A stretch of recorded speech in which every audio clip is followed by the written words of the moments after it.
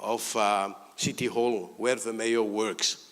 And the response is tremendous because people can go there around the city, around this City Hall. We just have tarred streets with zebra crossing. So no garden, but it's possible to grow it, and we want to show it to people, so people come, and then they approach us, and then we send them to our nursery, because we have a municipal nursery where we train people. They can come there in groups of 5, for example, or more than that. But school, we also organize school visits right there, where we explain what we do. Okay, can we move on to the next slide? Yeah. Okay, let's see. You point towards. Yeah. Oh, there's nothing. Okay. Yeah, I'm not going to bother about that. This is for me.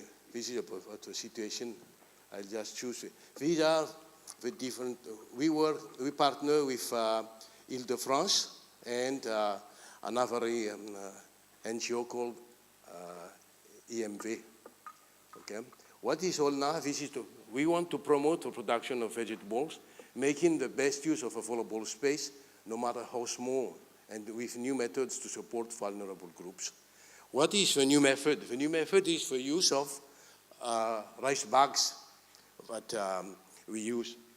And I want to explain the techniques here, because this is a technique that can be used everywhere, at very, very, very, very cheap. Okay, if you can look at it, you have no idea what is inside.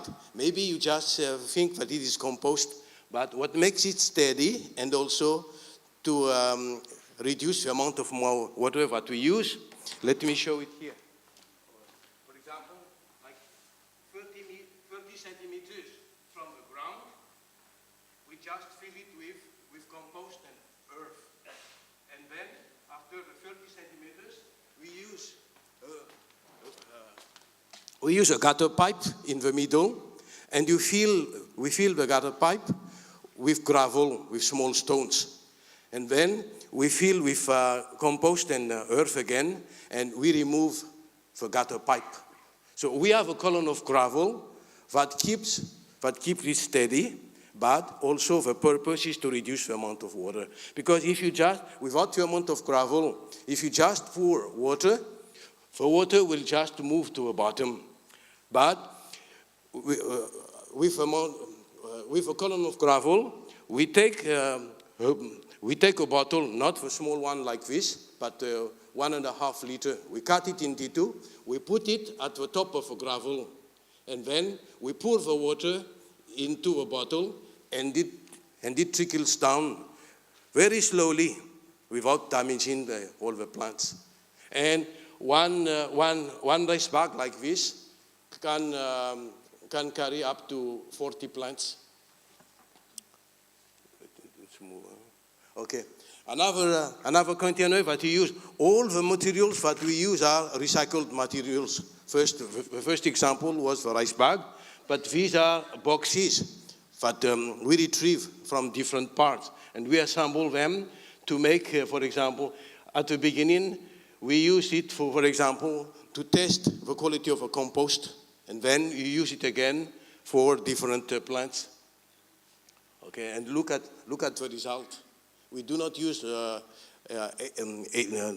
any chemicals. We promote agroecology. Okay, and this is the description of the materials that we use and how long you can use them. For example, for the wooden trays, we can use them for up to 18 months. The other plastic barrels, we can use them for 36 months. The rice bags for 6 months, and the oil cans for more than 12 months. And this is the number of plants in each container. Always fresh vegetables. Okay, this is the nursery where you have different plants. And, okay, this is an example of a private garden. This is what. I cannot see what is before and after here. Yeah, here. This was a site before. And after some preparation, using the plastic barrel, look at the result. Very simple and very cheap. Okay, the specific objective is to contribute to protection of environment because you recycle all the materials, but we also promote women's leadership to disseminate urban agriculture. Okay. And this is an example of a big community garden. If you look, for example, behind the fence, you have swamps. So during the rainy season, it may be flooded, but with this system, they can still produce without being affected by the floods. That's also another advantage because the use of plastic bags, first of all, you can recycle them, you can remove them under shelter when the weather is bad, so you do not damage your plants, but you also reduce the amount of water. And these are the number of beneficiaries that we are working with at the moment. Okay, this is a column of gravel with a gutter pipe. You can see it there. And our strength are because there is a strong involvement from the municipality. We are working with three agronomists. Okay, and this is to encourage women's leadership again, because the most important thing for us is not just to produce fresh vegetables, but to fight against chronic malnutrition by diversifying their diet. Thank you very much.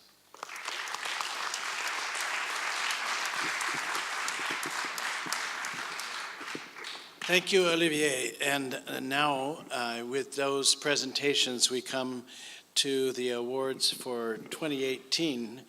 And I know you heard from Jota how the submissions are called for to apply in one category of the 6 categories of the framework for action.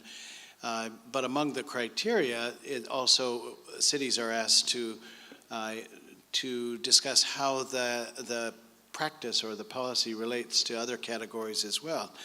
But the cities are asked to submit an application or a submission, and they can submit up to 3. So for those of you who've never submitted, it's actually, you hopefully will see it's not a difficult process at all, but it does require making choices about which category to submit in and going ahead and filling out the submissions. This year, as in every year, it's been a wonderful thing to read through all the submissions, and there's only one group in the world so far that has read through all the submissions, and that is the juries, the Milan Pact Awards committees.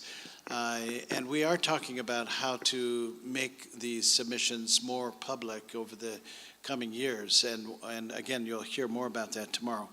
But I'm going to invite 3 of our members of the Milan Pact Awards Committee this year to the stage to present the 6 awards.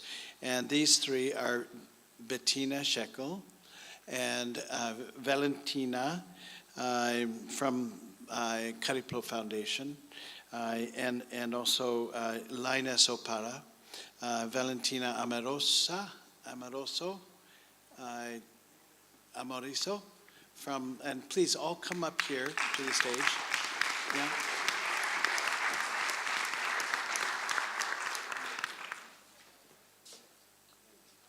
So the first presenter of one of the 6 special mention awards, and after the awards, by the way, are presented, there will be a quick photographic shot here of the presentation. I hope the camera is ready for that because it will begin right now.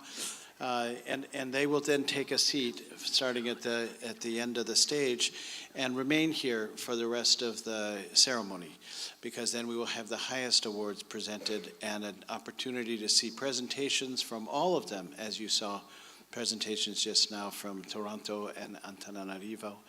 And then we'll have some time, hopefully, for discussion after. So the first presentation will be presented by Bettina.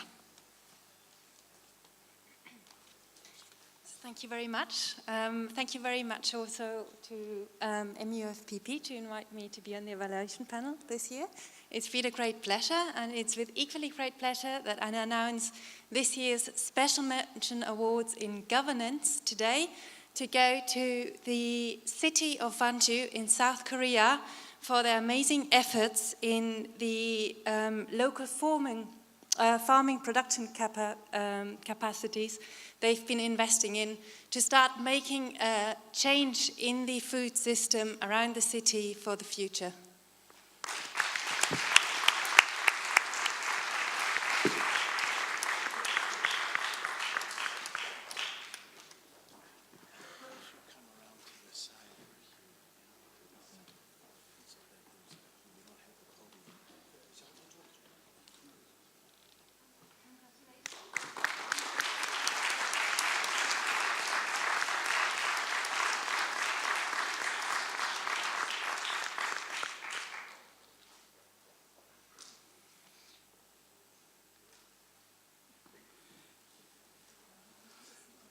Thank you very much.